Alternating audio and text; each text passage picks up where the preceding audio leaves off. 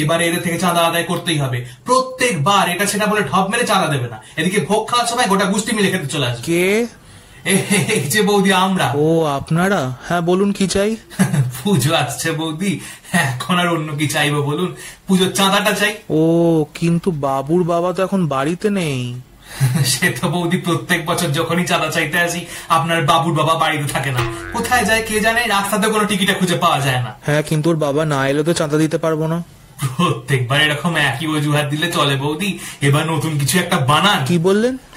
না না কিছু না, বলছি দাদা নেই তো কি হয়েছে, আপনি তো আছেন, আপনি দিন না চাঁদা। আরে আমার কাছে তো টাকা থাকে না। বৌদি ঢপ মারবেন না, এই পরশু দিনই দাদা আর আপনার মধ্যে ঝামেলা হচ্ছিল, আমরা সবাই ওই ক্লাবে বসে কান পেতে শুনছিলাম সেটা।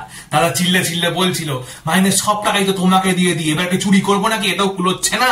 এরকম করছেন কেন বৌদি? পাড়ার পুজো, সবাই মিলে চাঁদা না দিলে ভালো করে পুজোটা করা যাবে? হ্যাঁ ঠিক আছে, তবে কাটি, 5,000 টাকা কাটি। কত পাগল টাগল হলেন নাকি? 10 টাকা কাটুন। 10 টাকা? আজকালকার বাজারে 10 টাকায় কি হয়? দেখুন অত কথা আমি জানি না, নিতে হলে নিন, না হলে বাবু যান, আমার অনেক কাজ পড়ে আছে, আপনাদের সাথে তো ফালতু বকার টাইম নেই। ঠিক আছে ঠিক আছে, যা দেবেন দিন, কি আর বলবো।